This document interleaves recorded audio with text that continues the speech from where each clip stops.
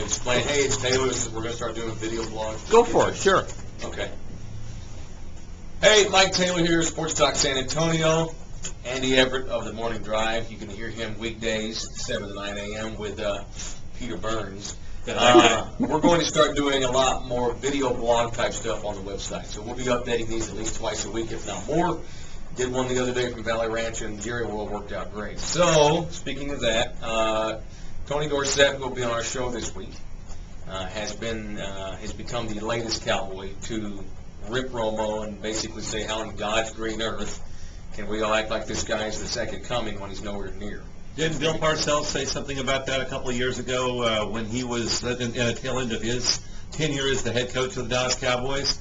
He said, this guy's had some good games, but let's get out the anointing oil and take it away, because right now he's not who you think he is. He's still got a long ways to go and a lot to learn, and you can't have 3 interceptions in a big game on Sunday night and expect to beat a good team like the Giants. I'm glad you brought Parcells up, because Parcells, as you know, he's a head coach who goes against quarterbacks that manage his games. Here's what's ironic about this whole thing. Parcells, the reason why he let Romo stay on his practice squad for 3 years is because he envisioned Romo as his future game manager one day. And how ironic it is, now we're talking about reining this guy in. If Parcells had stayed, I guarantee you Romo would be twice as good as he is now. I think he would be too, but I think the other thing that Romo's got to start doing is go back to what we talked about was the initial game plan back in August.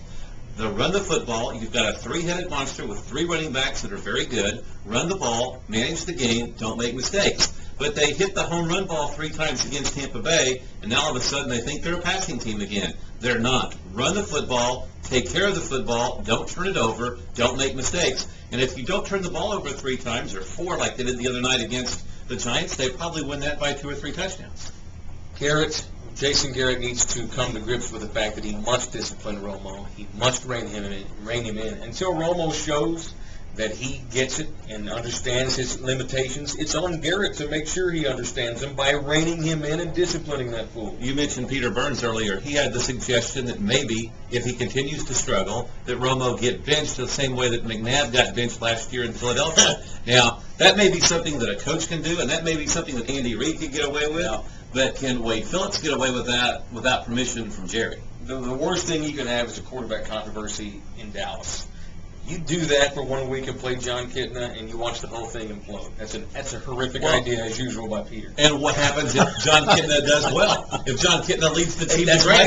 Now all of a sudden you got a quarterback controversy, and your guy that you got all the money invested in and all your marketing invested in, he's sitting on the bench. That's right. This team needs better leadership, which Romo can do nothing about. He needs to be reined in, but at some point Romo needs to look himself in the mirror and be realistic about what he is, a very good quarterback, arguably top 10 in the league, who has a lot of limitations and must work on them if he's ever going to have success that Cowboy fans want him to. And the Cowboys right now have got to understand that they can't make mistakes, do the things that they can do, and limit Tony Romo's necessity to throw the football. He doesn't need to throw it more than maybe 25 times a game. Let those 3 running backs run the football. All right, there's that. All right, join he and Peter every weekday, 7 to 9 in the morning. I'll make the sensible comments. The other guy may or may not. Yes, tune in and listen to see if Andy actually gets all of his opinions in before getting cut off. All right, back to you. That was really good, guys. That was really good. That'll work.